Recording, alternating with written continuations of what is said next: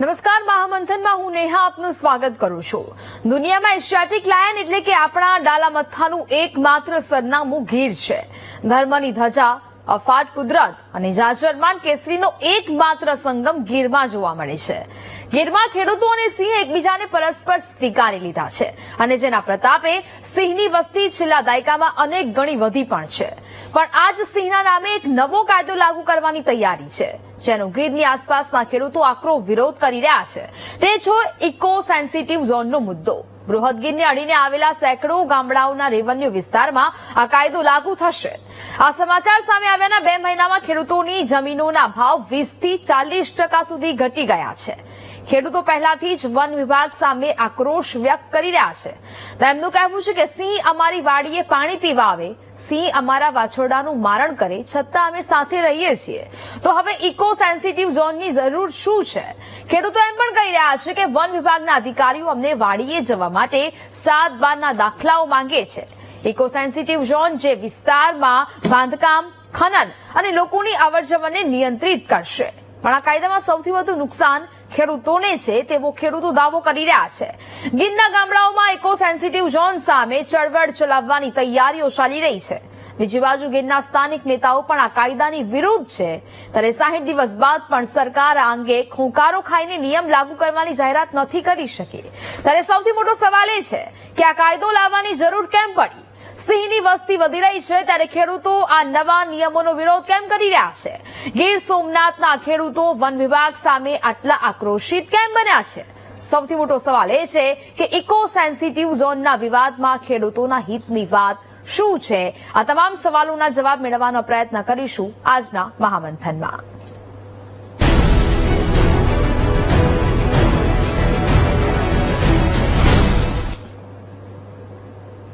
Eco sensitive ઝોનને લઈને હવે કેટલાક સમયથી નારાજગી ચાલી રહી છે। કેન્દ્ર સરકારે 25 સપ્ટેમ્બર 2024ના રોજ એશિયાટિક લાયન માટે વિખ્યાત ગીર રક્ષિત વિસ્તારના આજુબાજુનો કુલ 1,84,400 અને 66.20 હેક્ટર વિસ્તારને ઇકો સેન્સિટિવ ઝોન જાહેર કરવા પ્રાથમિક જાહેરનામું પ્રસિદ્ધ કર્યું છે, જેમાં 3 જૂનાગઢ, ગીર સોમનાથ અને અમરેલી જિલ્લાના 196 ગામનો સમાવેશ થાય છે।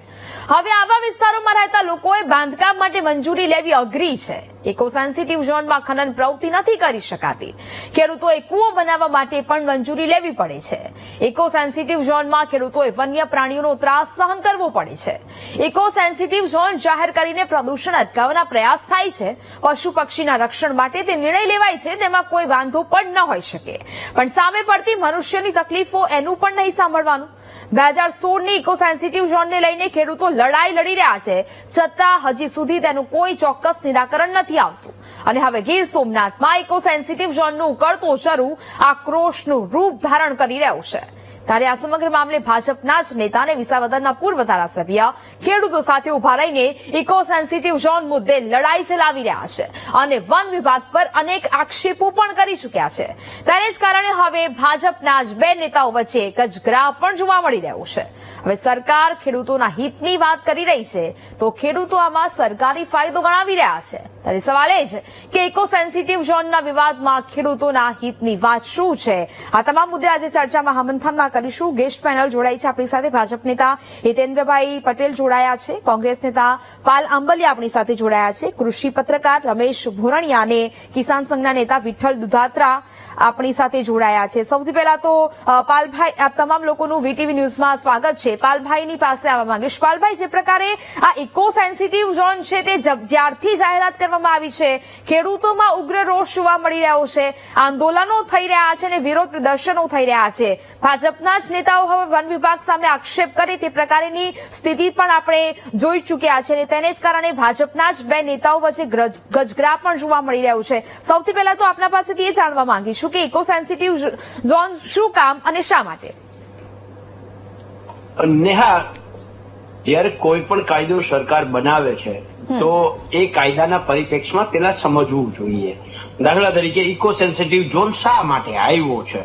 તો પ્રકૃતિ અને સિંહના રક્ષણ સરકારનો જે આશય છે એ મારી દ્રષ્ટિએ, હું જ્યાં સુધી સમજો છું ત્યાં સુધી પ્રકૃતિ અને સિંહનું રક્ષણ। તો સવાલ એ થાય છે કે પ્રકૃતિ અને સિંહનું રક્ષણ કોણ કરે છે? જંગલ ખાતું કરે છે કે ખેડૂતો કરે છે? હું તમને આઝાદી પહેલા જ્યારે નવાબનું શાસન હતું એની પહેલા જ્યારે રાજાશાહી હતી ત્યારે જંગલની શું સ્થિતિ હતી. દર વર્ષે જંગલનું કટિંગ કરવા માટે ઇજારો આપવામાં આવતો હતો. જંગલને કટિંગ કરવાનું, આ કટિંગ કરવાનો જે આશય છે એ બહુ સ્પષ્ટ હતો કે જેથી કરીને જંગલનું કટિંગ થાય. કટિંગ થાય એટલે ત્યાં જે ઘાસચારો નીચે છે એ સારી રીતે ઉગી શકે. ઘાસચારો ઉગે એટલે જે ઘાસ આધારિત ઘાસ ખાતા જે પશુઓ છે એ પશુઓમાં વૃદ્ધિ થાય અને એ પશુઓના વૃદ્ધિના આધારે સિંહો છે એનો શિકાર કરી શકે. બીજું, સિંહ છે એ બેઠા બેઠા શિકાર નથી કરતો. સિંહ છે દોડીને શિકાર કરે છે. તો દોડીને શિકાર કરવા માટે એને મેદાન જોઈએ, ખુલ્લી જગ્યા જોઈએ.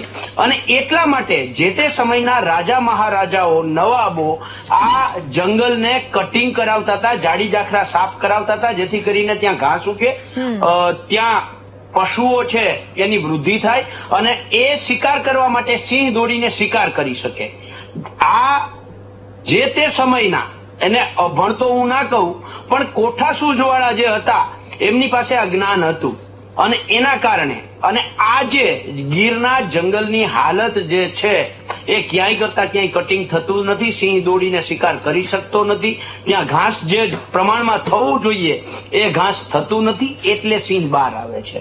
હવે સિંહ બહાર આવે છે ત્યારે પણ અમે ખેડૂતો અમારી લાખ લાખ રૂપિયાની ભેહો ખવડાવી અને સિંહની વૃદ્ધિ કરી છે, સિંહનું જતન કર્યું છે. અમે કોઈ સિંહને મારી નથી નાખ્યો. એટલે કહેવાનો અર્થ એ છે કે સિંહનું જતન અમે કર્યું છે, ખેડૂતોએ કર્યું છે અને સિંહનું જતન કરવાના કારણે સિંહોમાં વૃદ્ધિ થઈ છે. તો અમારો અને સિંહો વચ્ચેનું જીવન જે છે એ સહજીવન છે. અમને સિંહથી વાંધો નથી અને સિંહને અમારાથી વાંધો નથી. તો પછી આ જંગલ ખાતું શું કામ આ નિર્ણયો આવા કરવા માંગે છે? એમાં બહુ સમજવા જેવી વાત છે. જે સરકારે જાહેરનામું કર્યું છે એની અંદર અલગ અલગ, દાખલા તરીકે 10 બાબતો એવી છે કે જે સંપૂર્ણ પ્રતિબંધિત છે. એની અંદર અમને વાંધો નથી. જે સંપૂર્ણ પ્રતિબંધિત છે જેની અંદર ઉદ્યોગ ને ધંધા ને ખાણ ખનીજ ને આ બધું આવી જાય છે, આ બંધ કરો. અમે કહીએ છીએ બંધ થવું જોઈએ, હમણાં એમાં ક્યાંય વાંધો નથી.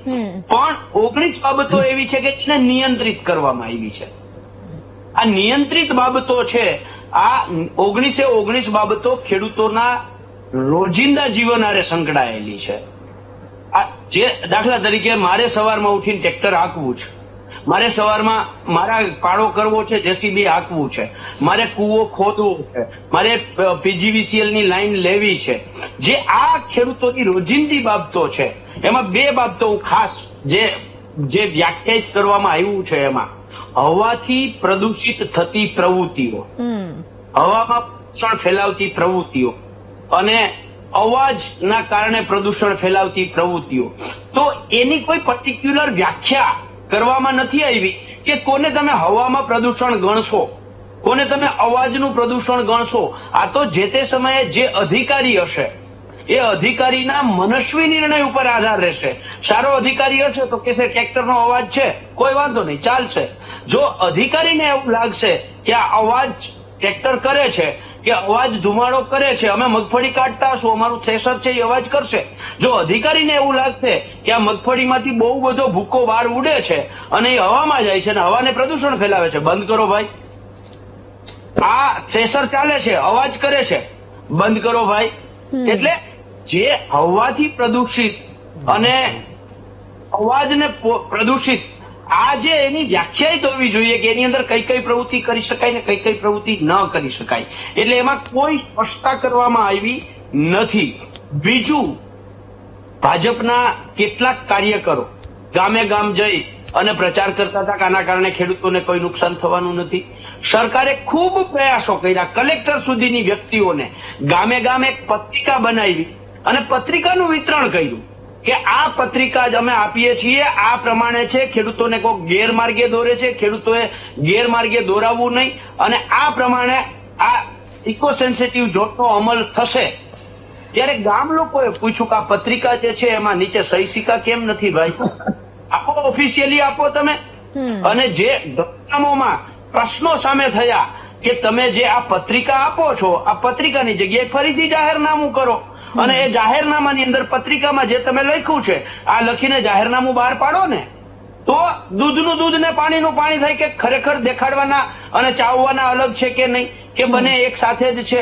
એટલે નેહા સમજવા જેવી વાત એ છે કે સરકારની જે સિસ્ટમ છે એ પહેલા તો જંગલને બચાવવા વાળી વાત છે તો એમાં જંગલ ખાતું સંપૂર્ણ નાકામયાબ છે.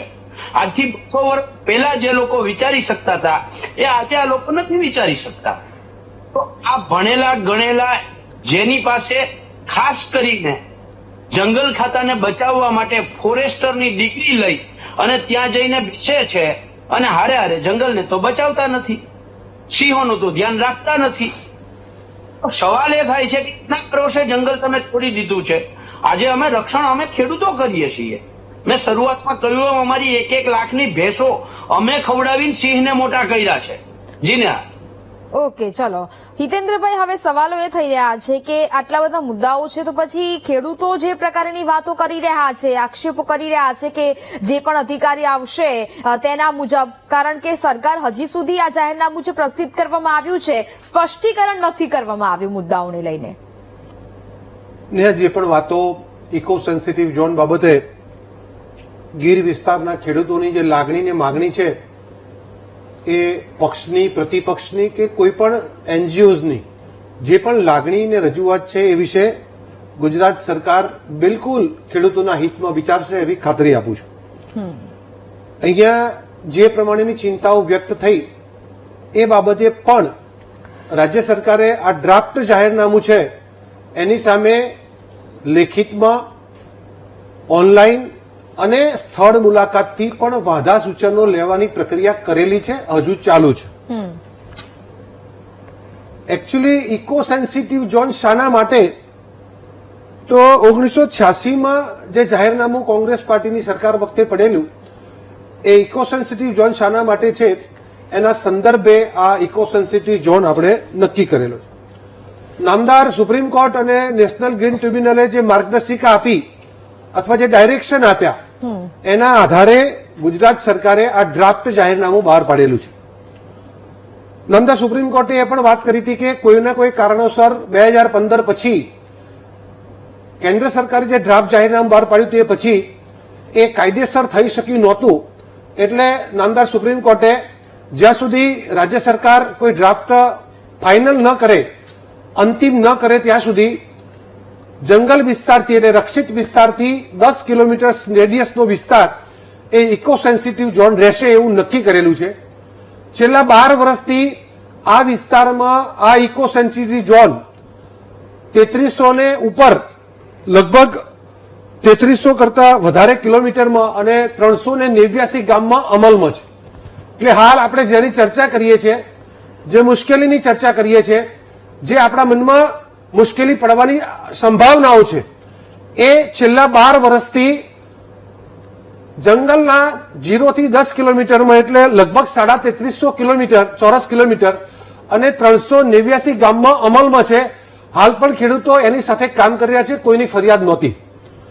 નવો ગુજરાત સરકારે જે ડ્રાફ્ટ બનાવ્યો છે એમાં 196 ગામ અને લગભગ 2060 જે ચોરસ કિલોમીટર જેટલો વિસ્તાર આવે છે. એટલે છેલ્લા 12 વર્ષથી જે ઇકો સેન્સિટિવ ઝોન 0 થી 10 કિલોમીટર રેડિયસનો 3350 કિલોમીટર ચોરસ કિલોમીટરનો 389 ગામનો અમલમાં છે એના કરતા આ નવો ડ્રાફ્ટ છે એ લગભગ 40% ઓછા ગામો આવે, 40% ઓછો વિસ્તાર આવે અને 0 થી 10 ના બદલે 2.8 ચોરસ કિલોમીટરથી 9.10 ચોરસ કિલોમીટર સુધીનો રેડિયસ વિસ્તાર આવે છે. એટલે ઇકો સેન્સિટિવ ઝોન 12 વર્ષથી અમલમાં છે અને નવા ડ્રાફ્ટથી ઓછો થવાનો છે એવી ખાતરી ખેડૂત મિત્રોને આપું છું. સ્વાભાવિક રીતે જ પાલભાઈએ વાત કરી પ્રમાણે વન્ય પ્રાણીઓનું અને જંગલ વિસ્તારનું આરક્ષણ કરવા માટે એની સુરક્ષા નિશ્ચિત કરવા માટે ઇકો સેન્સિટિવ ઝોન બનાવવો પડે. ઘણા વર્ષોથી સમગ્ર દેશમાં અમલમાં છે. અહીંયા ગુજરાતમાં આ સેન્ચુરી જે ડિક્લેર થઈ 4 સેન્ચુરી, એમાં ગુજરાતનો આ ગીર વિસ્તાર પણ ડિક્લેર થયો. એટલે એના ઇકો સેન્સિટિવ ઝોન માટે અમલવારી કરવાની વાત 2011માં આવી અને ત્યાર પછી તબક્કાવાર કેન્દ્રએ અને રાજ્યોએ પ્રયત્નો કર્યા, બંને પાર્ટીની સરકારો. એમાં કેટલાકને કોર્ટના અવલોકનોને આધારે વિલંબ હતો. હવે જ્યારે રાજ્ય સરકારે સુપ્રીમ કોર્ટના અંતિમ માર્ગદર્શનમાં આ નક્કી કરવું પડ્યું છે, પણ એ અગાઉના ઝોન કરતા ઓછું છે. સૌથી અગત્યની બાબત આપે પણ વ્યક્ત કરી, પાલભાઈએ પણ વાત કરી, ખેડૂત આગેવાનોની પણ ચિંતા છે, ભાજપના હોય, કોંગ્રેસના હોય, કોઈ બીજી પાર્ટીના હોય, તો ખેડૂતોને આ ઇકો સેન્સિટિવ ઝોનથી મુશ્કેલી પડે એ કોઈ પણ સંજોગોમાં ચાલી શકે નહીં. ભારતીય જનતા પાર્ટીના કાર્યકર્તા તરીકે, સરકાર તરીકે પણ ખાતરી આપું છું કે વન્ય પ્રાણીઓનું રક્ષણ કરવાની જેટલી જરૂર છે, વનોનું જેટલું રક્ષણ કરવાની જરૂર છે, એટલું જ આ ખેડૂતોની આજીવિકા કે એની રોજીરોટીની ચિંતા કરવાની પણ આવશ્યકતા છે એવું ભારતીય જનતા પાર્ટીની સરકાર માને છે. એટલા જ માટે પાલભાઈએ પણ એમને મોઢે કીધું કે એક પત્રિકાના માધ્યમથી, જે પત્રિકામાં વન વિભાગ ગુજરાત રાજ્ય એની ઓફિશિયલ પત્રિકા બહાર પાડી છે અને એમાં જે સૂચનાઓ આપી છે એમને બહુ સરસ ચિંતા વ્યક્ત કરી. કદાચ એમાં સાઇન નથી તો આવનારા દિવસોમાં એ ખાતરીના સ્વરૂપમાં, ઓફિશિયલ ડોક્યુમેન્ટના સ્વરૂપમાં આવે એ પણ જરૂરી છે. એ એમનું જે સૂચન છે એ બાબતે હું યોગ્ય જગ્યાએ રજૂઆત પણ કરીશ અને રાજ્ય સરકારના ઓથેન્ટિક વ્યક્તિ એવી ખાતરી આપે કે પત્રિકામાં જે વાત છે એ આપણે એનો અમલવારી કરીએ અને ખેડૂતોને ખાસ કરીને એના રાત્રિના સમયે ટ્રેક્ટર લઈને અવરજવર કરવાની, કૂવો ખોદવાની, વીજળીનું કનેક્શન લેવાની, સિંચાઈ રાત દિવસ કરવાની, ખેતરમાં 24 કલાક જવા આવવાની, ખેતરમાં જવા રસ્તા માટેનો ઉપયોગ કરવાની, એમાં મકાન કે ગોડાઉન બાંધવાની, એના ફરતે વાડ કરવાની કે કોઈ પણ પ્રકારની ખેતી કે પશુપાલન કરવાની મુશ્કેલી ન પડે એની ચિંતા કરવામાં આવશે એવી ખાતરી આપું છું. અહીંયા હાલ જે ચિંતા વ્યક્ત કરી છે એ પણ વ્યાજબી છે, કારણ કે કોઈ એક વ્યક્તિને લાઇટ લેવી છે તો એના ખેતરથી જ્યાં પાવર ટ્રાન્સફોર્મર છે ત્યાંથી એના ખેતર સુધી જવા માટે વચ્ચે જો જંગલ વિસ્તાર આવે તો ત્યાં ધાબલા નથી નાખવા દેવામાં આવતા, એ હકીકત છે અને એના માટેની એક વ્યવસ્થા, લાંબી પ્રક્રિયાની મંજૂરીની જરૂર પડે. બીજી વાત કરી કે દાર કરવા માટે, કૂવો કરવા માટે, બ્લાસ્ટિંગ કરવા માટે મંજૂરી લેવી પડે, પણ બ્લાસ્ટિંગ કરવા માટે માત્ર ઇકો સેન્સિટિવ ઝોનમાં જ નહીં, સમગ્ર રાજ્યમાં ક્યાંય પણ બ્લાસ્ટ કરવો હોય તો એ વન વિભાગની નહીં પણ એની જે ઓથોરિટી છે, પોલીસ કે અન્ય ઓથોરિટી, એની મંજૂરી લેવી પડે છે. માત્ર ઝોનમાં નહીં, આખા ગુજરાતમાં લેવી પડે છે. પણ તેમ છતાં એમની ચિંતા છે એ દિશામાં આપણે વ્યાજબી વાત કરીશું. અહીંયા ઇકો સેન્સિટિવ ઝોનના 0 થી 1 કિલોમીટરમાં વધારે પડતા પ્રતિબંધો છે, જેમાં પર્યાવરણને અસર કરતા, પછી માઇનિંગના, પછી પથ્થર ખોદવાના, હાઇડ્રોપાવર પ્રોજેક્ટ કરવાના એવા મોટા પ્રોજેક્ટો માટે સખત પ્રતિબંધ છે, જે સમગ્ર દેશમાં છે. માત્ર અહીંયા ગુજરાતના આપણા ડ્રાફ્ટ પ્લાનમાં નથી, પરંતુ ગુજરાત સરકારે જે ડ્રાફ્ટ બનાવ્યો છે એમાં 0 થી 1 કિલોમીટરમાં ગામતળની જે પ્રવૃત્તિઓ છે એને આરક્ષિત રાખી છે, એને ડિસ્ટર્બ નથી કરી. સાથે સાથે આવનારા દિવસોમાં ગામતળ વધારવાની જરૂર પડે તો જે ગામનું જેટલું ગામતળ છે એટલું જ બીજું ગામતળ માટે જગ્યા આરક્ષિત કરી અને એને પણ આ જાહેરનામાથી બહાર રાખી છે. એ જાહેરનામામાં અગાઉથી કોઈ કોમર્શિયલ પ્રવૃત્તિ થતી હોય તો એને પણ આપણે આરક્ષિત રાખી છે, એને બંધ રાખવાની નથી. અત્યારે નવી પ્રવૃત્તિ કરવા માટે એને મંજૂરીના દાયરામાં મૂકવામાં આવી છે, પરંતુ ગામતળમાં નાના કુટીર ઉદ્યોગો, નાના ઉદ્યોગો, નાની દુકાનો, નાના લુહારી કામ, સુથારી કામ, એવા જે કામ છે એને ક્યાંય પ્રતિબંધિત કરવામાં આવ્યા નથી. અને તેમ છતાં એવા બધા ઉદ્યોગો ઉપરાંત 196 ગામો જે ઇકો સેન્સિટિવ ઝોનમાં આવવાના છે એમાં સરકારે વિશેષ પ્રોત્સાહક વિકાસ માટેની એક નીતિ બનાવી છે કે આ 196 ગામમાં વિશેષ બજેટની જોગવાઈ કરી અને નાના ઉદ્યોગોનું ડેવલપમેન્ટ થાય, કુટીર ઉદ્યોગો થાય, ત્યાં સોલર પ્રવૃત્તિ માટે પ્રોત્સાહન મળે, ત્યાં ઓર્ગેનિક ખેતી માટે પ્રોત્સાહન મળે, ત્યાં જળસંચયના કામો માટે પ્રોત્સાહન મળે, એવી એક નીતિ સરકારે બનાવી છે. અને એ ઇકો સેન્સિટિવ ઝોનમાં રહેલા ગામોનો વિશેષ વિકાસ થાય, રસ્તા, રોડ, ગટર, પાણી, એના માટે પણ સરકાર આ ગામોને સામાન્ય યોજનાઓ કરતા વિશેષ પ્રાવધાન આપશે એવી પણ આમાં જોગવાઈ છે. તો મને લાગે છે કે વૃક્ષ છેદન માટે અહીંયા પરમિશનની એક આપણને શંકા હતી, તો સમગ્ર ગુજરાતમાં વૃક્ષ છેદન જે કાયદો છે એમાં જ્યાં જે કાયદો લાગુ પડે છે એ જ ઇકો સેન્સિટિવ ઝોનમાં લાગુ પડશે, એમાં વિશેષ કોઈ પ્રતિબંધ છે નહીં. જેટલા પ્રકારના વૃક્ષોને એમાંથી મુક્તિ આપી છે ઇકો સેન્સિટિવ ઝોનમાં, એ વૃક્ષોને એટલી મુક્તિ મળશે. જે વૃક્ષોને પરમિશનથી કાપવાની છે એ પરમિશન સમગ્ર રાજ્યમાં જે લાગુ પડે છે એ જ ત્યાં લાગુ પડશે એવી વાત પણ અહીંયા કરવામાં આવી છે. એટલે કુલ મળીને આ ગુજરાત સરકારે વિશેષ રૂપે ખેડૂતોને હેરાનગતિ થાય એવો ઝોન પાડવાનો છે એ બાબત સાથે હું સંમત નથી. માન્ય નામદાર સુપ્રીમ કોર્ટના આદેશ અનુસાર એ સમગ્ર દેશમાં જે 4 સેન્ચુરી ડિક્લેર થઈ છે એનો આ ઝોન છે. અત્યારે અમલમાં નથી ત્યાં સુધી 0 થી 10 કિલોમીટરનો છે. 3300 ચોરસ કિલોમીટરમાં છે. 389 ગામ અમલમાં છે. ગુજરાત સરકારે લોકોની લાગણીને માગણી, આગેવાનોની લાગણીને અનુસંધાને જે ડ્રાફ્ટ પ્લાન બનાવ્યો છે એ એના કરતા લગભગ અડધો છે. 2000 ચોરસ કિલોમીટરમાં 196 ગામોમાં છે. 2.8 થી 9.10 ચોરસ કિલોમીટરમાં છે. અને ખેડૂતો માટે ક્યાંય પણ પ્રકારની વિશેષ રિસ્ટ્રિક્શન આવે જંગલ સિવાય, જંગલ વિસ્તારમાં તો એ રિસ્ટ્રિક્શન હતા, છે અને રહેવાના છે, પણ ઇકો સેન્સિટિવ ઝોનમાં કોઈ પણ પ્રકારના વિશેષ એમાં જે આવે એવું હાલ પૂરતું અમે જે માર્ગદર્શિકા નક્કી કરી છે એમાં નથી. હજુ પણ એમાં વધારે રિલીફ માટે ખેડૂત મિત્રોની, ખેડૂત આગેવાનોની, પ્રતિપક્ષની કોઈ પણ લાગણી ને માગણી જો એમાં રજૂ થયેલી છે તો આ ડ્રાફ્ટ પ્લાન એ હજુ ડ્રાફ્ટ છે, વિચારાધીન છે, એ અંતિમ નથી. ખેડૂતોને ક્યાંય પણ પ્રકારની મુશ્કેલી પડે, સ્થાનિક રહીશોને કોઈ પણ પ્રકારની મુશ્કેલી પડે એવું કોઈ કામ આ ઇકો સેન્સિટિવ ઝોનમાં થવાનું ઓકે, નથી. જીતેન્દ્રભાઈ. આ એક મેન્ડેટરી છે એટલા માટે કેન્દ્ર સરકારની કે નેશનલ ગ્રીન ટ્રિબ્યુનલની કે સુપ્રીમ કોર્ટનો જો આદેશ છે એના માટે થઈ અને આપણે કરી રહ્યા છીએ. તેમ છતાં પણ જેટલા પણ સૂચનો આવશે એને ઇન્કોર્પોરેટ કરવાની હજુ પણ કોઈ રહી ગયા હોય, સમય મર્યાદા ગઈ હોય તો પણ આગેવાનો લેખિત સ્વરૂપમાં એ વન મંત્રીને રજૂ કરશે. જીતેન્દ્રભાઈ કે 60 દિવસની જે સમય મર્યાદા આપી હતી વાંધા અરજી રજૂ કરવાની, એ સમયગાળો તો પૂર્ણ થઈ ગયો છે, છતાં પણ સ્પષ્ટીકરણ નથી આવ્યું. અને આ મુદ્દો છે તે કંઈ આજકાલનો નથી. 2011 થી લઈને અત્યાર સુધી ખેડૂતો આનો વિરોધ છે તે નોંધાવી રહ્યા છે. હજી સુધી અગર સરકાર છે તે ખેડૂતોના હિતની જો વાત કરતી હોય તો ખેડૂતોને સમજાવવામાં સફળ કેમ નથી? જો ખેડૂતોને મેં વાત કરી એ પ્રમાણે પાલભાઈએ જ કીધું કે અધિકારીઓ રૂબરૂ જઈને, આગેવાનોએ રૂબરૂ જઈને લેખિતમાં પત્રિકા આપીને આ વિશે જાગૃતિ આપવાનો પ્રયાસ કરે છે. પણ કુલ મળીને જંગલ વિસ્તારના જે પ્રતિબંધો છે, એમના અગાઉના અનુભવો છે, એના આધારે ખેડૂતોની લાગણી ને માગણી કોઈ ખોટી નથી. પોતાના ઇકો સેન્સિટિવ ઝોનના નંબરો છે એ જંગલ વિસ્તાર હેઠળ આવતા નથી. એની માલિકી ખેડૂતોની અને રેવન્યુ વિસ્તારની રહે છે અને એની સ્વાયત્તતા કોઈ પણ પ્રકારે જોખવાય નહીં એવો પ્રામાણિક પ્રયાસ કરશે એવી ખાતરી આપું છું. પણ તેમ છતાં આ અત્યારે બોર્ડ ઉપર પણ જે આગેવાનો કોંગ્રેસના કે ખેડૂત આગેવાનો છે એમની કોઈ પણ રજૂઆત હશે તો એ પ્રામાણિક પ્રમાણે અહીંયા કોઈ રાજનીતિ કરવાની નથી. અહીંયા સરકારનો કોઈ એવો આ ગુજરાત સરકારનો નિર્ણય જ નથી. 1986માં બનેલા કાયદાને આધારે 2011માં પડેલા જાહેરનામાને આધારે ક્રમશઃ કોર્ટના વિઘ્નો વચ્ચે જે સ્થિતિ અત્યારે બની એનો અમલવારી કરે છે. તમામ ખેડૂતોના હિતમાં થાય ગીર વિસ્તારના એવો પ્રયત્ન કરવામાં આવશે ખાતરી આપું છું. ક્યાંય પણ કોઈ ખેડૂત મિત્રને આમાં અન્યાય નહીં થાય.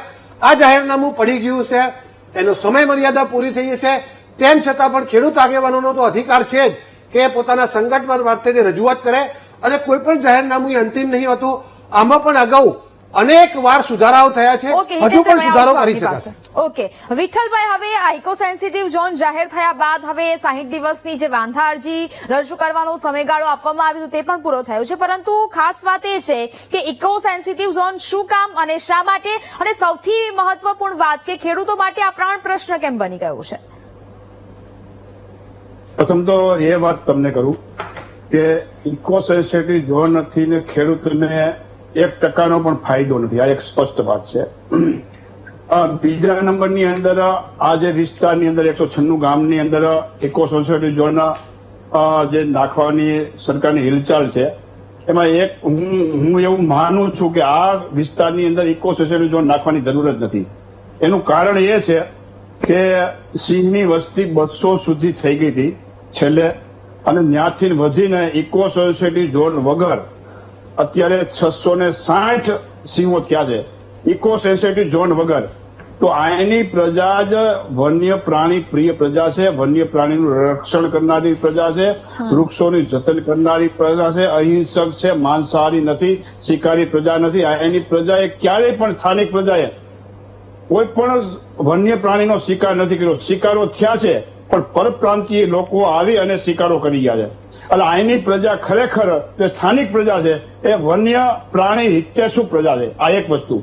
બીજા નંબરની અંદર હર વખત એવું કહેવામાં આવે છે કે 10 કિલોમીટરની ઇકો સોસાયટી ઝોન લાગુ જ પડી ગયો છે. લાગુ જ પડી ગયો હોય તો પછી મને એમ છે કે આ નોટિફિકેશનની કોઈ જરૂર નથી અને અમલીકરણ તો થયું નથી.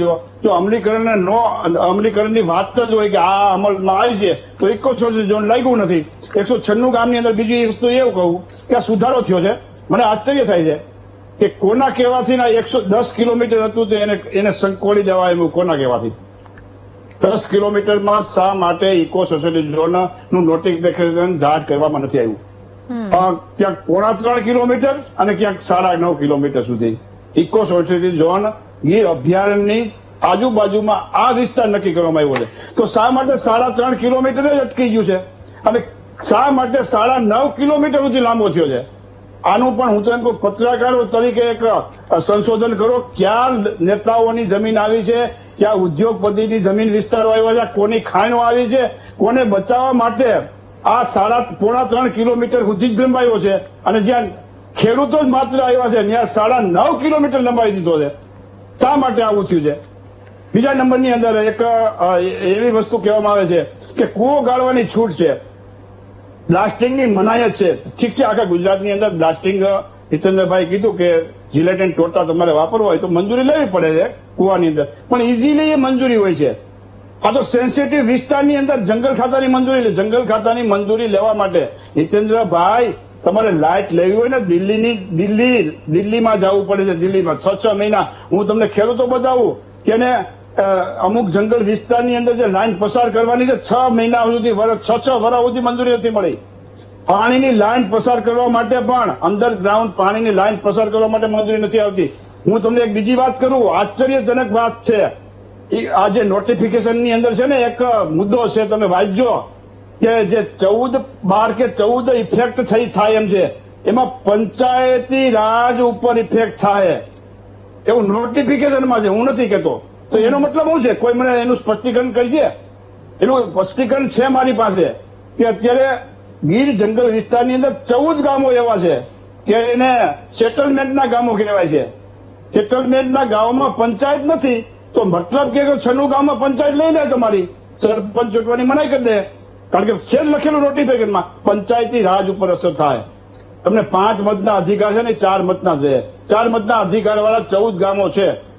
લગભગ 10 વર્ષ થયા સરકારે એને રેવન્યુમાં લેવાની વાત કરી છે પણ જંગલ ખાતું આપતું જ નથી. 14 ગામની અંદર સરકારે પરિપત્રો બહાર પાડી નાખ્યા છે, હોપી દેવું પણ નથી હોપતું. અને એની કઠણાઈ તમે જાઓ જોવા તમને ખબર પડે. આ વિસાવદરનું હસનાપુર છે, તાલાના પણ ગામો છે, ઉના તાલુકાના ગામો છે. આ ગામોની અંદર એમ કે છે ને બોરિંગ કરવાની છૂટ.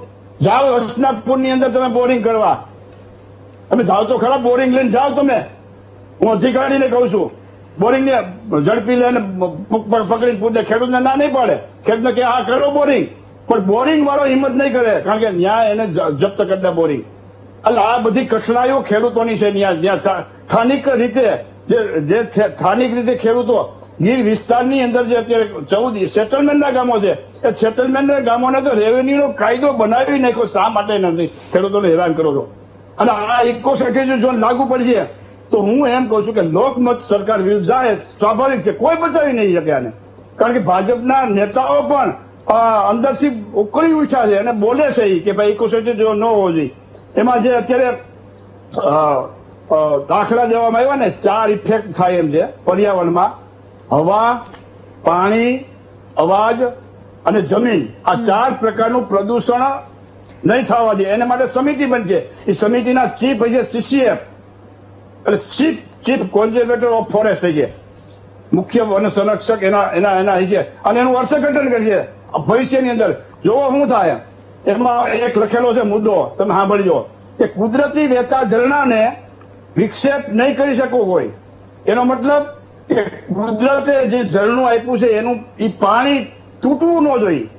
એને એમ લાગશે કે આ પાણી આ ખેડૂતોના ખેતરમાંથી બોર કરવાથી આ પાણી ઝરણું સુકાઈ જાય છે, તો એ બોર ઉપર પ્રતિબંધ શા માટે નહીં આવી શકે?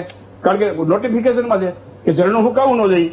ઝરણાનું પાણી પ્રદૂષિત ન થવું જોઈએ. માની લ્યો કે એ ખેડૂતો દવા અને ખાતર નાખે છે તો દવાથી વરસાદનું પાણી ખેતરમાંથી વરસાદનું પાણી ઝરણામાં જાય તો ઝરણાનો રિપોર્ટ એમ આવે છે કે આમાં જંતુનાશક દવાના ટકા છે એટલે તરત એ ખેડૂત ઉપર પ્રતિબંધ આવે છે દવા અને ખાતર નહીં નાખવાનો. એવું કહે છે ને કે પ્રાકૃતિક ખેતીને પ્રોત્સાહન આપજો, મતલબ કે જંતુનાશક અત્યારે પરંપરાગત ખેતી આપણે કરીએ એની ઉપર પ્રતિબંધ આવવાની શક્યતાઓ છે. એમાં નોટિફિકેશનમાં છે, હું નથી કહેતો. આવા અનેક પ્રકારના એમાં જે રાજ્ય સરકારે એક બાજ પાડ્યું છે પતાકડું, એમાં એક લખ્યું છે કે વંડી કરવાની છૂટ. વંડી કરવાની છૂટ એટલે કેવી વંડી ખબર? 6 ફૂટની વંડી અને ગળગળિયા પાણાની કાચી વંડી કે જો એને રોજ છેકે ને તો રોજનો પગ ન ભાગે પણ પાણો પડી જવો જોઈએ. અને એની માટે ફેન્સિંગની છૂટ નથી. ખેડૂતને ફેન્સિંગ જોઈએ, પૂછી જુઓ કોઈને અધિકારીને પૂછો, ફેન્સિંગ કરવા દેવાની છૂટ છે? નથી છૂટ. પ્લાસ્ટિક ઉપર પ્રતિબંધ છે. પ્લાસ્ટિકનું ક્યાં સુધી ગણવાનું? ડ્રીપ જો અમારી પીવીસી ની લાઈવો પ્લાસ્ટિકની છે, મલ્ચિંગ અમે પ્લાસ્ટિકથી કરીએ છીએ, ક્યાં સુધી પ્રતિબંધ આવી છે? કઈ વસ્તુ લઈ જવા નહીં દે અમને? નક્કી કરો તમે. પ્લાસ્ટિકનું જબલું આપણે માની લઈએ કે ન લઈ જવા દે, પછી મિનિમલ નાખવા દે, મિનિમલ નહીં નાખવા દે, કારણ કે જોવા ગોળનું રાબડું કરવા દે, પ્રતિબંધ થઈ જાય. કારણ કે ગોળનું રાબડું પણ હવાનું પ્રદૂષણ કરે છે. કેટલો પ્રતિબંધ આવી છે? ખેડૂતોને મોટા ત્યાંના સ્થાનિક ખેડૂતો એમ કહે છે, ગીરના ખેડૂતો એમ કહે કે ઇકો સોસાયટી ઝોન અને ગીરની જે જંગલ ખાતાની આડોડાઈ જોઈ છે એ ખેડૂત એમ કહે છે કે ઇકો સોસાયટી ઝોન અમારે વિઠ્ઠલભાઈ આવી છે ને એટલે અમારે ખાલી કરી દેવું જોઈએ. કારણ કે અત્યારે એની નાગાઈ એટલી છે. મારા ગામની અંદર, મારું ગામ ખંભાળિયા છે, ઇકો સોસાયટી ઝોન થી ક્યાંય છે, અહીંયા જંગલ ખાતું કોઈ ઝાડું કાપે છે, અહીંયા પૂકી જાય છે. હમણાં મારા ગામની અંદર એક ખેડૂતે ઝાડવું કાપ્યું, જંગલ ખાતાનો ફોરેસ્ટ અધિકારી આવ્યો, અધિકારી કેમ કાપ્યું કે પૂછ્યા વિનાનું? અરે ભાઈ કે મારા બોર્ડની નજીક હતું, બોર્ડની નજીક એટલે મૂળિયા આવતા હતા, એટલે મારે આ એક જ બોર્ડ છે અને એ ઝાડું ન કાપવું, મારો બૂર દર વર્ષે મને એ મૂળિયાથી બોલાઈ જતો હતો એટલે મેં કાપી નાખ્યું. એ કે નહીં કાપતો નહીં, હું હવાને લઈ જાઉં છું, પૂછ્યા વિના કાપવાનું નહીં. ક્યાં ખેડૂતો ક્યાં કઈ જગ્યાએ એની મંજૂરી માટે જાય? અને દિલ્હીથી મંજૂરી, અમુક મંજૂરીઓ દિલ્હીથી તમને આપે છે. રાજ્ય સરકારનો તો કોઈ આમાં હિસ્સો છે જ નહીં, આમાં ભૂમિકા જ નથી. ઇકો સોસાયટી ઝોનની જે નોટિફિકેશનમાં રાજ્ય સરકારની કોઈ ભૂમિકા જ નથી. રાજ્ય સરકારને તો ઉપરથી આદેશ આપવામાં આવ્યા છે કે તમે જાઓ ખેડૂતોને સમજાવો. એટલે રાજ્ય સરકાર કોઈ આપણા ખેડૂત પ્રત્યે કોઈ દલીલ કરે પણ એવું પણ હું એવું નથી માનતો. નકર તો એની પ્રેસ નોટ આવી જોઈએ કે ગુજરાતની અંદર આ ઇકો સોસાયટી ઝોન નહીં લાગુ પડવામાં આવે. કારણ કે સિંહનું રક્ષણ કરનાર ખેડૂત ઉપર દમન થાય તો અમુકનો ખેડૂત આ જંગલ ખાતાની વિરુદ્ધમાં જાય અને ઉલટાનું પર્યાવરણને નુકસાન જાય. ઓકે, ચલો વિઠ્ઠલભાઈ, આ સ્થિતિની અંદર અત્યારે ખેડૂતો ખેતી કરી રહ્યા છે, જંગલ બચાવી રહ્યા છે, પર્યાવરણ બચાવી રહ્યા છે અને એને હિસાબે એક પણ વૃક્ષોનું નિકંદન નથી નીકળ્યું, કોઈ પતંગિયું પણ ખેડૂતોએ નથી માર્યું, સાપ પણ નથી માર્યા. જો પર્યાવરણને કે વન્ય પ્રાણીને નુકસાન થયું હોય તો જંગલ ખાતા દ્વારા જ થયું છે. અને એ પણ હું તો એમ કહું છું કે સંશોધન થવું જોઈએ, સીબીઆઈની તપાસો થવી જોઈએ. કરોડો રૂપિયાની આવતી ગ્રાન્ટ કોના ખીચામાં જાય છે, કેટલું કામ થાય છે, આ બાબતની કેન્દ્ર સરકાર તપાસ કરે અને ગીર જંગલની આવતી ગ્રાન્ટ ક્યાં વપરાય છે એ સરકારે જોવું જોઈએ. ઓકે, ચલો રમેશભાઈ, હવે સવાલ એ છે કે જો ખેડૂતોના હિતમાં સરકાર વાત કરતી હોય તો ખેડૂતોનો આટલો બધો આક્રોશ કેમ? આખરે આ સમગ્ર મુદ્દો છે ઇકો સેન્સિટિવ ઝોનનો, તો આ ખેડૂતો માટે પ્રાણ પ્રશ્ન કેમ બન્યો છે? કઈ કઈ મુશ્કેલીઓ ખેડૂતોને પડી રહી છે? કારણ કે ખેડૂતો અનેક આક્ષેપો કરી રહ્યા છે, પરંતુ આ આક્ષેપોનું આખરે સત્ય શું છે? આમ જોવા જઈએ તો ઇકો સેન્સિટિવ ઝોનનો મુદ્દો 2 મહિનાથી એની વાર્તા થઈ રહી છે અને સતત ગૂંચવાતો જાય છે. ખેડૂત એકદમ આ કાયદાથી ખીજાઈ રહ્યો છે. આમ તો પહેલેથી જંગલ અને ખેડૂતોને એ બેયને અણબનાવ નાની નાની મોટી મોટી બાબતોમાં થતા જ રહે છે. બે સામસામે છે અને એમાં બળતામાં ઘી હોમવાનું કામ ઇકો સેન્સિટિવ ઝોને કર્યું છે. પાલભાઈએ કેટલી મુશ્કેલી પડે એ વાત કરી, એના ઉકેલો પણ હિતેન્દ્રભાઈએ બતાવ્યા. એ વસ્તુ જો હિતેન્દ્રભાઈ કહે છે એવી એટલી સરળ નથી. વાત અહીંયા છે ખેડૂતોને એક કામ માટે વન વિભાગની કે જેની હારે એને બાપે માર્યા વેર પહેલેથી હાલ્યા આવે છે એની મંજૂરી લેવા જાવી પડે, એ એને અઘરામાં અઘરું લાગે છે.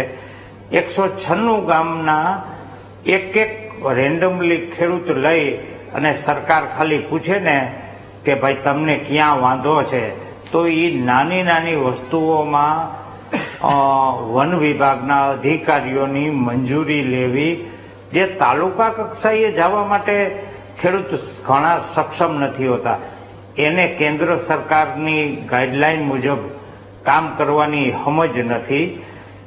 એટલે નાના નાના જે રોજિંદા કામ છે એ અટવાય છે, એટલે ખેડૂતો ખીજવાણા છે. આમ જોઈએ તો વન માં સિંહોની વસ્તી વધે એવું સરકાર અને દરેક પ્રકૃતિ પ્રેમી વિચારતો હોય છે. એક સમયે ઘટીને, જેમ વિઠ્ઠલભાઈએ કીધું, 200ની સંખ્યા થઈ ગઈ હતી, એ આજે 600ની થઈ ગઈ હોય, એટલે એનો મતલબ થયો કે વ્યવસ્થિત રીતે એકાબીજાના સહયોગથી આ બધું પર્યાવરણ ચાલી રહ્યું છે, તો જ સંખ્યા વધી હોય. આજની તારીખે જંગલમાં આપણે બધા સમજીએ છીએ, તૃણાહારી અને માંસાહારી બે જાતના પ્રાણી પક્ષીઓ રહેતા હોય છે. દરેકને પોતપોતાનો ખોરાક જંગલમાંથી મળી રહે એવી કુદરતી વ્યવસ્થા હોય જ છે. એ જ્યારે ડિસ્ટર્બ થાય છે, એમાં ખલેલ પડે છે, સિંહો ભૂખ્યા રહે છે, એટલે એ રેવન્યુ વિસ્તારમાં વારંવાર દાખલ થઈ જાય છે. ત્યારે પણ ખેડૂતો એને કાંઈ મારી નાખતા હોય કે એને બહુ વિરોધ કરીને પેલું કરતા હોય એવું આપણે ક્યાંય જોતા નથી. એ એની રીતે ખોરાક મેળવી લઈએ, એકાદું વાછરડું, એકાદી ભેંસ, એકાદું પાડેરું એ મારીને ખાઈ જાય તો એનો ખોરાક એને મળી જાય, એટલે સિંહ શાંત થઈ જતો હોય છે.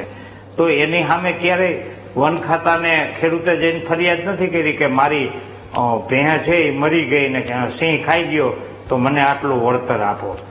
એને બદલે ક્યારેક કોઈ આકસ્મિક રીતે સિંહનું મૃત્યુ થયું હોય તો નજીક આજુબાજુનો કોઈ ખેડૂત જો હાથમાં આવી જાય એટલે એને તો વન વિભાગ પૂરેપૂરી જેટલી સજા કરવી પડે એટલી કરતા હોય છે.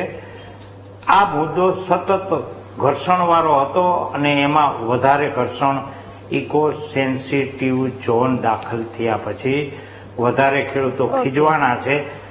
હવે રાત્રે એને સિઝન આટોપવા માટે રાત્રે થ્રેશર ચાલુ કરવું પડતું હોય તો એને વન વિભાગની મંજૂરી લેવા જવી પડે. રાત્રે ટ્રેક્ટર હલાવવું હોય, પોતાની ખેડ કરવી હોય તો પણ મંજૂરી લેવા જવી પડે. આવી નાની નાની દરેક બાબતોમાં ઈ પરવહુ બની જવાના ભય હેઠળ ખેડૂતો આ કાયદાનો સતત અને સખત વિરોધ કરી રહ્યો છે. ઈ દરેક આગેવાનો પણ જાણે છે. ઓકે પાલભાઈ, હવે સવાલ એ થઈ રહ્યો છે કે જ્યારથી પણ આ વિરોધ પ્રદર્શન ચાલી રહ્યું છે, આજકાલની કોઈ વાત નથી, 2011 થી 2016 ને 2016 થી લઈને હવે 2024 સુધી આ વિરોધ પ્રદર્શન છે તે જોવા મળી રહ્યું છે. સતત આ પ્રશ્નને લઈને ખેડૂતોમાં આક્રોશ જોવા મળી રહ્યો છે અને હવે વાત છે કે આંદોલનો સુધી પહોંચી છે અને ખેડૂતોમાં એક ઉકળતો ચરું છે તે જોવા મળી રહ્યું છે. આ મુદ્દાનું આખરે નિરાકરણ કેમ નથી આવતું? કારણ કે આક્ષેપો તો ખેડૂતો એ પણ કરી રહ્યા છે કે નેતાઓનું હિત પણ ક્યાં કઈ આમાં જોવામાં આવ્યું છે. નેહા, હું 2-3 મુદ્દાઓ ઉપર વાત કરવા માંગુ છું. પહેલું, ઇકો સેન્સિટિવ ઝોન 2015-16 જાહેરનામું જયારે આવ્યું ત્યારે એમની સાથે કચ્છમાં જેમ અહીંયા સિંહો છે તેમ કચ્છમાં ઘુડખર છે. ઘુડખર માટે જાહેરનામું આવ્યું હતું. જે 15-16 અહીંયા પાછું રિપીટ થાય છે અત્યારે, કચ્છમાં એ રિપીટ કેમ નથી થતું? નામદાર કોર્ટનો ત્યાં પણ આદેશ હતો, તો ત્યાં કેમ અમલ ના થયો? શું કામ અમલ ના થયો? ત્યાં એવા તો કયા ઉદ્યોગપતિઓની જમીન ત્યાં સોલાર વિન્ડ ફાર્મ કંપનીઓમાં આપવાની હતી, એના કારણે કચ્છની અંદર આ જાહેરનામું ફરીથી બહાર ના પડ્યું, માત્ર ગીરને જ લાગુ પડ્યું. જેમ સિંહ એક અલભ્ય પ્રાણી છે એવી જ રીતે ઘુડખર પણ છે, તો ઘુડખર પણ બચાવવું જરૂરી હતું. એ પણ પર્યાવરણનો જ હિસ્સો છે. નંબર 1. નંબર 2, આજે હું ચેલેન્જ સાથે કહું છું અને ખેડૂત તરીકે ગર્વ સાથે કહું છું, એ જંગલ વિસ્તારના ખેડૂતોએ સિંહનું રક્ષણ કર્યું છે ને, એટલે આજે હું સરકારને ચેલેન્જ કરું છું કે જંગલની અંદર જેટલા સિંહ છે ને, તમે નક્કી કરેલો જે વિસ્તાર છે એ વિસ્તારની અંદર જેટલા સિંહ છે ને એના કરતા ડબલ સિંહ અત્યારે બહાર ફરે છે. આ બહાર જે સિંહ આવે છે, ફરે છે, એનું કારણ એ છે કે એને જંગલની અંદર જે જરૂરિયાત છે તમે પૂરી નથી કરી શકતા. તમારા ભ્રષ્ટાચારના કારણે, જેમ વિઠ્ઠલભાઈએ કહ્યું એમ, જે તમે ખાઈ ગયા છો એ ભ્રષ્ટાચારમાં ઓળવી ગયા છો, અને એના કારણે સિંહોનું અંદર જતન નથી થતું, એટલે સિંહોએ બહાર આવવું પડે છે. આજે જંગલની અંદર સિંહ છે એના કરતા ડબલ બહાર સિંહ છે. નંબર 2. નંબર 3, આપે કહ્યું કે આમાં કોનું હિત છે. હું વીટીવીના માધ્યમથી 4-5 ગામના નામ લઉં છું. હવે સમજવા જેવું એ છે કે આ જંગલનો છેડો છે, અહીંયા 9.5 કિલોમીટર પૂરા થાય છે, વચ્ચે ગામ આવે છે અરઠિયા. સમજો, અરઠિયાની અંદર લાગુ નથી પડતો ઇકો સેન્સિટિવ ઝોન. આ સમજવા જેવી વાત છે.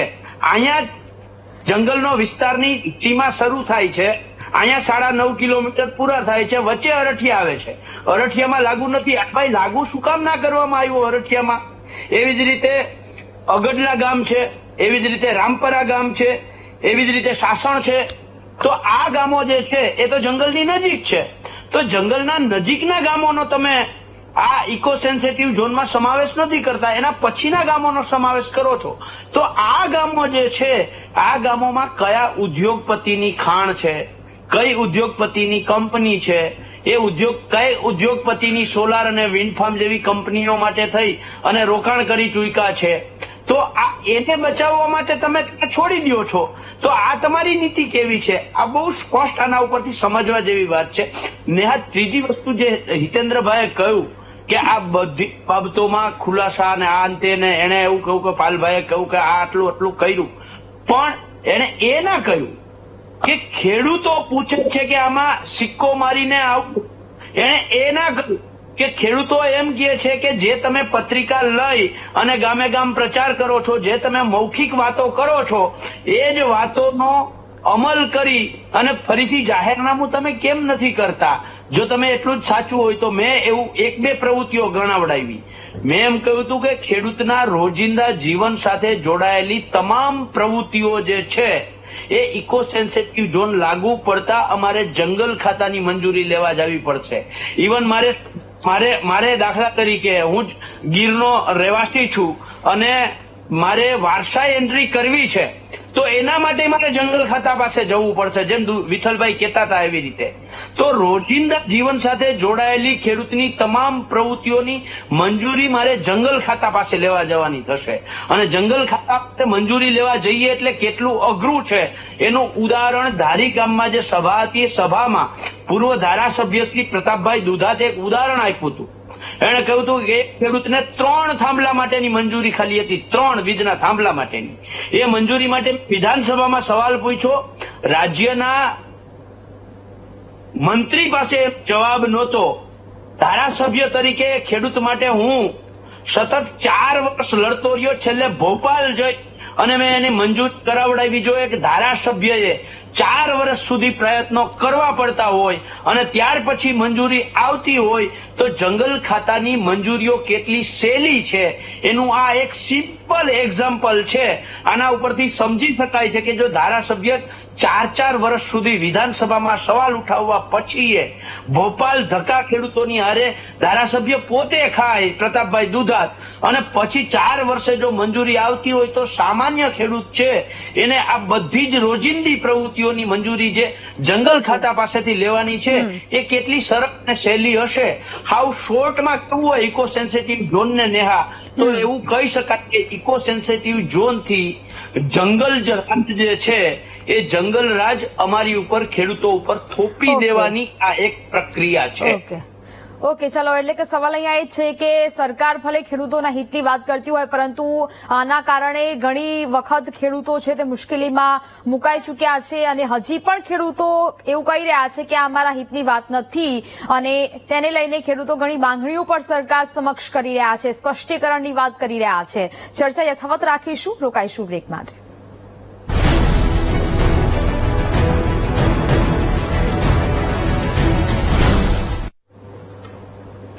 Welcome back. તો જે પ્રકારે હવે ખેડૂતોના હિતની વાત થઈ રહી છે, બીજી બાજુ હવે સામે ખેડૂતો પણ અનેક આક્ષેપો કરી ચૂક્યા છે. હિતેન્દ્રભાઈ, સમયનો અભાવ છે એટલે સીધો જ આપને પ્રશ્ન કે હવે હર્ષદ પડિયા કે જે ભાજપ પક્ષના જ એક નેતા છે તે પણ હવે મેદાને ઉતરીને વન વિભાગ પર આક્ષેપો કરી રહ્યા છે અને કહી રહ્યા છે કે ખેડૂત માટે આ જે કાયદો છે તે કાળો કાયદો સમાન છે અને તેઓ પણ હવે આ કાયદાને લઈને વિરોધ પ્રદર્શનમાં જોડાયા હોય તેવું પણ સામે આવી રહ્યું છે. જો આપના જ ભાજપના નેતા પ્રકારેનો વિરોધ કરતા હોય આ સમગ્ર કાયદાને લઈને તો પછી સરકાર આમાં કોઈ વિચારણા કરી શકે એમ ખરા? જો મેં અગાઉ પણ કીધું એ પ્રમાણે ખેડૂતોને કોઈ પણ પ્રકારની કથિત મુશ્કેલી પડે એવું કોઈ કાયદામાં પ્રોવિઝન કરવામાં નહીં આવે. અહીંયા જાહેરનામાનું જે ઇન્ટરપ્રિટેશન કરીને આગેવાનોએ જે રજૂઆત કરી તો મને લાગે છે કે ગુજરાત સરકારે એને ફાઇનલ ડ્રાફ્ટ કરતા પહેલા જે એને પત્રિકા આપી છે અને પત્રિકામાં જે કમિટમેન્ટ કર્યા છે એ પ્રમાણેનું અધિકારીઓ અર્થઘટન કરે એવો પ્રયાસ પ્રમાણિક કરવામાં આવશે. આગેવાનોની લાગણી વ્યાજબી એટલા માટે છે કે વન વિભાગના અધિકારીઓ અને મને રમેશભાઈએ કીધું એ પ્રમાણે એમને અગાઉથી જ આ પ્રકારની રંજાડ નાની મોટી રહેતી હશે અને પરિણામે એમના મનમાં જે ડર છે વ્યાજબી છે અને એ ડર રહે નહીં. આ નવા જાહેરનામાના અર્થઘટનથી ખેડૂતોની મુશ્કેલી ન વધે એની ચિંતા કરવામાં આવશે અને એવી સખત સૂચનાઓ સ્પષ્ટ પાલભાઈએ કીધું એ પ્રમાણે સ્પષ્ટ માર્ગદર્શિકા આ ફાઇનલ ડ્રાફ્ટમાં મૂકવામાં આવશે એવી ખાતરી આપું છું. કુલ મળીને એમને વાત કરી વિઠ્ઠલભાઈએ કે ભાઈ સિંહોની સંખ્યા વધી છે એની ક્યાં જરૂર છે એટલે આ ઇકો સેન્સિટિવ ઝોનની જરૂરિયાત ગુજરાત સરકારને હતી જ નહીં. નામદાર સુપ્રીમ કોર્ટે જે માર્ગદર્શિકા 4 જેટલી જે નવી પાર્ક જાહેર થયા એના સંદર્ભમાં છે એટલા માટે આપણે કરીએ છીએ. તમે કીધું કે 10 કિલોમીટરને કોને લાગુ પાડ્યો ને ક્યાં હતો તો સુપ્રીમ કોર્ટે એના માર્ગદર્શનમાં જ કીધું છે કે જ્યાં સુધી સરકાર એનું રેખાંકન કર્યા નહીં, સીમાઓ ના અંકિત કરે ત્યાં સુધી જંગલ વિસ્તારથી 10 કિલોમીટરના રેડિયસનો આપોઆપ ગણાશે અને એ પ્રમાણે છેલ્લા 12 વર્ષથી વન વિભાગ એનું મેન્ટેન કરે છે, નિયમો મેન્ટેન જ કરે છે. જે તમારી ફરિયાદો છે એ સાચી જ હશે કારણ કે એ પ્રમાણે મેન્ટેન થાય છે અને ક્યાંક ને ક્યાંક ખેડૂતોને મંજૂરી માટે દોડવું પડતું છે. નવા ડ્રાફ્ટ જાહેરનામામાં એમાં રાહત મળે અથવા ન કરવું પડે એવી પણ તમને ખાતરી આપું છું. દિલ્હીથી મંજૂરી લેવી પડે છે એવી કેટલીક બાબતો છે. મને લાગે છે કે એ જંગલ વિસ્તારમાંથી પાણીની લાઈન પસાર થાય, જંગલ વિસ્તારમાંથી તમારા ખેતર સુધી આવે વીજળીની લાઈન પસાર થાય તો અને માત્ર તો જ એ નેશનલ ગ્રીન ટ્રિબ્યુનલની મંજૂરીમાં જવું પડે છે અને એમાં વાર લાગે છે એ આપની વ્યાજબી છે. બાકી રોજબરોજના કામોમાં ના મુશ્કેલી પડે એવી ખાતરી આપી છે. તમે કનેક્શનની પાલભાઈ બહુ ચિંતા કરી કે 4 વર્ષ લાગ્યા. આ ગુજરાતમાં છેલ્લા 40-50 વર્ષથી 10-10 વર્ષે તમે કનેક્શન આપ્યા સાહેબ. તમે 40 વર્ષ શાસન કર્યું ત્યાં સુધી માત્ર 4 લાખ કનેક્શન આપ્યા હતા. મેં છેક 1986માં અરજી કરેલી અને 94માં કનેક્શન આવ્યું એવું મારો પોતાનો દાખલો છે. રેકોર્ડ ઉપર જોઈ લેજો. એજી 151 હિતેન્દ્રકુમાર ગોવિંદભાઈ પટેલનું કનેક્શન, એની અરજી કઈ તારીખે હતી અને કનેક્શન ક્યારે મળ્યું તો ત્યારે તમે ખેડૂતોની ચિંતા ના કરી. આજે પણ આ રક્ષિત વિસ્તારમાં એક કથિત ઇકોઝોન વિસ્તારમાં ગુજરાત સરકારે છેલ્લા 12 વર્ષમાં અધો કનેક્શનો આપ્યા છે. તમે જોઈ લો કે ગુજરાતમાં આજે માગો ત્યારે વીજળીનું કનેક્શન મળે એવી સ્થિતિ છે. તમારા અમરેલી જુનાગઢ જિલ્લામાં પણ 4 મહિનામાં કનેક્શન મળે, 5 મહિનામાં કહ્યું. હા, પાલભાઈએ કીધું એ પ્રમાણે કે વિઠ્ઠલભાઈએ કીધું એ પ્રમાણે ક્યાંક કેટલાક ખેડૂતોને મુશ્કેલી પડી છે પણ એના વિના ખેડૂતો ગુજરાતમાં કનેક્શન વગરના રહી ગયા કે 196 ગામના ખેડૂતો રહી જશે એવું નથી. પણ અધિકારીઓની ક્યાંક આડોડાઈ હશે, અર્થઘટન કરવામાં એ દુરુપયોગ કરતા હોય અને ખેડૂતોને મુશ્કેલી પડતી એવું છે. સરકારનો ઈરાદો એમાં સ્પષ્ટ છે અને આવનારા દિવસોમાં તમે કીધું એ પ્રમાણે મુશ્કેલી ના પડે અને સ્પષ્ટ જાહેરનામું પડે. વ્યક્તિગત રીતે કૂવો ખોદવા માટે, વ્યક્તિગત રીતે પોતાના ઉપયોગ માટે માટી લેવા માટે, વ્યક્તિગત રીતે પોતાના ઉપયોગ માટે વેલા લેવા માટે, વ્યક્તિગત રીતે થ્રેસર ચલાવવા માટે, રસ્તો બનાવવા માટે કે વાડ બનાવવા માટે મુશ્કેલી ના પડે એવી સ્પષ્ટતા આ જાહેરનામામાં કરવામાં આવશે એવી ખાતરી આપું છું. ઓકે, ચલો પાલભાઈ 30 સેકન્ડ. મેં કહ્યું કે આ ઓલરેડી અમલમાં જ હતો તો હિતેન્દ્રભાઈ 10 કિલોમીટરની અંદર ખાણ ખનીજની મંજૂરીઓ આવી ગઈ અને એમાં ખાણ ધમધમતી થઈ ગઈ તો આ મંજૂરીઓ કોને આપી? આજની તારીખમાં એ તો 10 કિલોમીટરની અંદર જ છે, ત્યાં ખાણ પણ છે, ત્યાં ભૈડિયાઓ જેને ક્રશર કહેવાય આપણે, એ ક્રશર ત્યાં ઓલરેડી અત્યારે અવેલેબલ છે. આ કોના કહેવાથી એ 10 કિલોમીટરની અંદર મંજૂરી મળી ગઈ. જો અમલમાં જ હતું તો ત્યાં આ મંજૂરીઓ કેવી રીતે મળી ગઈ? હિતેન્દ્રભાઈ, આનો એક જવાબ આપો. બીજું, મેં જે કહ્યું એ કનેક્શનની વાત નથી કરી. મેં થાંભલો ખોડવાની મંજૂરી, એ આખી વાતને ડાયરેક્ટ કરી અને કનેક્શન ઉપર લઈ ગયા છો. મેં એમ કહ્યું કે 3 થાંભલા ખોડવાની મંજૂરી લેવા માટે 4 વર્ષ સુધી ધારાસભ્યએ લડવું પડ્યું છે. એના ઉપરથી જંગલ ખાતાના નિયમો અને ત્યાં લેવી મંજૂરીઓ કેટલી અઘરી છે એ વાત હું કહેવા માંગતો હતો. એને તમે વાતનું આનો જવાબ લેવા માટે આપણે હિતેન્દ્રભાઈને 30 સેકન્ડ આપીએ છીએ. પાલભાઈ, તમે મગરના આંસુ સારો છો. 10 વર્ષ સુધી ખેડૂતોને 10 વર્ષ સુધી આખા ગુજરાતના ખેડૂતોને પાણી વિના તમે ટટલાવ્યા છે. આખા ગુજરાતને નર્મદાના પાણી વગર તમે ટટલાવ્યા છે. અને આજે માત્ર રાજનીતિ કરવા માટે ખેડૂતોને ગેરમાર્ગે દોરો છો. અહીંયા થાંભલો ખોદવા માટે જંગલમાંથી જાય તો જ મંજૂરી છે. અને બીજું, જે પણ ઉદ્યોગોને મંજૂરી મળી છે એ આવતીકાલે પણ મળશે. ઇકો સેન્સિટિવ ઝોનમાં 0 થી 1 કિલોમીટર એ સંપૂર્ણ પ્રતિબંધિત વિસ્તાર છે. બાકીના ઇકો સેન્સિટિવ ઝોનમાં મંજૂરીથી કંઈ પણ કરવાની છૂટ છે જ. સરકાર, વન વિભાગ એ ઉદ્યોગની પ્રદૂષણની ક્ષમતા અથવા એનાથી થતા નુકસાનોનો અભ્યાસ કરી અને જો વન્ય પ્રાણીને નુકસાન ના થાય તો આપવાની જ છે. પણ એ મંજૂરીથી આજે ગઈકાલે પણ હતું, હિતેન્દ્રભાઈ, સમયનો અભાવ છે. 1 થી 9 માં મંજૂરી મળવાની જ છે. સમયનો અભાવ છે. વિઠ્ઠલભાઈ 30 સેકન્ડ. રાજ્ય સરકારે જે ઇકો સંસ્થા જેમની સ્પષ્ટતા માટે જે પત્ર બહાર પાડ્યો એમાં રસ્તાઓની ખાસ ઉલ્લેખ કર્યો છે કે રસ્તાઓ કરવાની છૂટ છે. તો અત્યારે હું તમને વાત કરું છું કે 3 રસ્તાનો હું ઉલ્લેખ કરું કે મેંદરડાથી સાસણ જવાના રસ્તામાં જે જંગલ ખાતાની હદ આવે છે કે જંગલ ખાતાએ રસ્તો કરવા નથી દીધો, પ્રતિબંધ છે. ત્યાં અત્યારે તમે નીકળો સાસણથી મેંદરડાથી સત્તાધાર અને વચ્ચેનો રસ્તો નથી થયો. પછી આકોલવાડીથી ને ઉના જવાનો રસ્તો જ્યાં જંગલ ખાતાની હદ આવે છે ત્યાં જંગલ ખાતાએ રોકી દીધો, ત્યાં નથી થવા દીધો. બીજું, સાસણથી સત્તાધારનો રસ્તો એ પ્રતિબંધિત છે. રાજ્ય સરકારે બનાવવા માટેનું કેટલા વર્ષ પહેલા બનાવવા માટેનો હુકમ બહાર પાડી દીધો, જંગલ ખાતું બનાવવા નથી દેતો. તો 13 કિલોમીટરનો એ રસ્તો છે. એ રસ્તો અત્યારે મોટા ભાગના રાહદારીઓ એ રસ્તા ઉપર બહુ ખરાબ રીતે હાલી રહ્યા છે. એ રસ્તો પણ નથી બનાવી દેતો. ડામર રોડ રાજ્ય સરકારે મંજૂર કરેલો છે. તો આ રસ્તા ઉપર પ્રતિબંધો છે જ. રસ્તો બનાવવા જ નહીં દે, કારણ કે અત્યારે બનાવવા નથી દેતી. આખા ગુજરાતમાં સ્ટેટ હાઈવે કે નેશનલ હાઈવે ઉપર એક પણ ઝાડ નડતું હોય ને તો તમે કીધું એ પ્રમાણે મુશ્કેલી છે જ. એ માત્ર ઇકો સેન્સિટિવ ઝોનની મુશ્કેલ નથી. સમગ્ર ગુજરાતમાં એક્સપ્રેસ હાઈવે ઉપર પણ 4 ઝાડ કાપવા માટે 4 મહિના રોકાવવું પડે અને ભોપાલથી મંજૂરી લેવી પડે એવી સ્થિતિ છે જ. તમારી વાત ખોટી છે એવું નહીં, પણ એ માત્ર ઇકો સેન્સિટિવ ઝોનમાં છે એવું નથી. ઓકે, રમેશભાઈ.